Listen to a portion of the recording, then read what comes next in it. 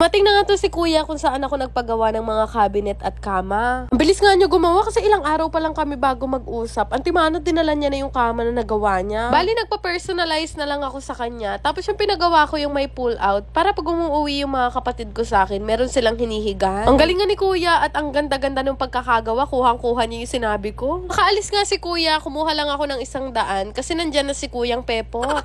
Pepot na talaga yung tinawag ko sa kanya kasi pag parating na siya, pumepepot-pepot na yung bike niya.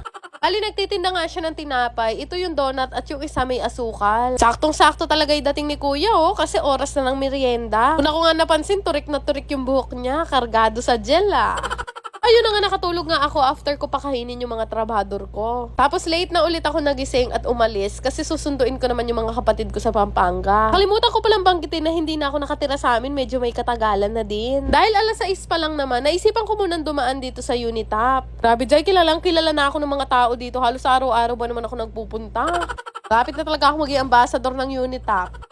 Malapit na kasi matapos yung bahay na pinagagawa ko at kailangan ko nang mamili ng mga laman. Ano naman ngayong gabi naisipan ko nang dumaan at magtingin ng mga appliances. Pero na nga ako natipuhang bilhin, pero siguro kapag ka na-withdraw ko na yung pera ko sa Aurora. Diyos ko po, ilang araw na nga ako nag-iikot-ikot at naghahanap ng sofa na maganda. Uy, baka naman meron kayong recommended na place na pwede kong pagbilhan ng sofa. Gusto ko kasi yung bumabakot ako.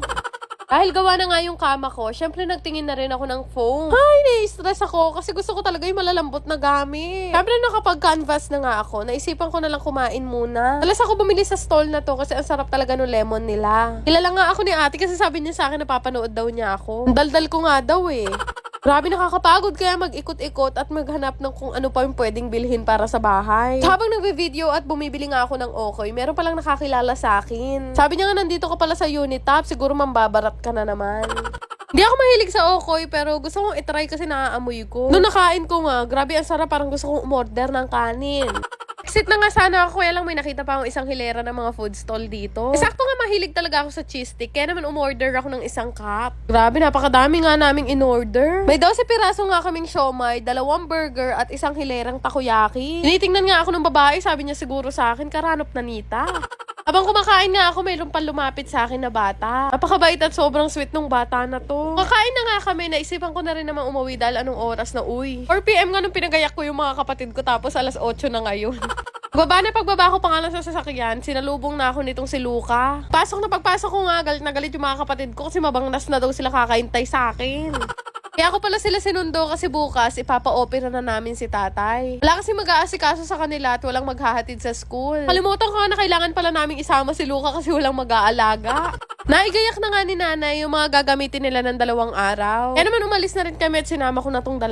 Kaya ang naiwan na lang sa bahay itong si nanay at si tatay. Naku, baka magkabunsong kapatid pa kami Gusto niyo rin bang kumita habang naglalaro? Download niyo na rin tong Aurora game. Click niyo lang yung register para makagawa kayo ng account. Gayang mobile number, mag-create ng password at yung OTP na marireceive nyo. Ganun lang kadali gumawa ng account at pwedeng-pwede na kayong mag-cash in para makapaglaro. Napakadali lang din naman mag-cash in. Ilalagay niyo lang naman ang inyong GCash account name, GCash number at yung login password. Napakadaming laro na pwede mong pagpilian dito. May guess size, toss coin at Benson WD. Pero isa sa mga madalas ko talagang laruin itong color game. Bukod sa madali ang mechanics nito, mabilis lang din kumita dito. Para ka lang kasi naglalaro sa perya pero ang kinaganda dito, hindi mo na kailangan lumabas. Grabe guys, sobrang dali manalo dito sa Aurora game. Isa sa pinakamadaling laro pa dito ay itong Dragon and Tiger. Lang naman din kasi yung pagpipilian mo dito. Mimili ka lang naman kung Dragon, Tiger, or Tie. Sarap nga tumaya dito kasi ang laki ng napapanalunan. Tipin nyo, sa isang taya, minsan nananalo talaga ako ng kulang 2,000. Kapag ka nga nananalo na ako ng malaki, syempre nagka-cash out na ako. Yung kinashin ko nga kanina na 100 pesos, napalaki ko siya ng 10,000. Sobrang dali lang din naman mag-cash out. Lalagay mo lang naman yung GCash information mo at wag mong kakalimutan na ilagay yung login password mo. Di ba ganun lang kadali manalo dito sa Aurora game? Kaya naman, subukan nyo na rin itong laruin gamit ang link na makikita nyo sa comment section.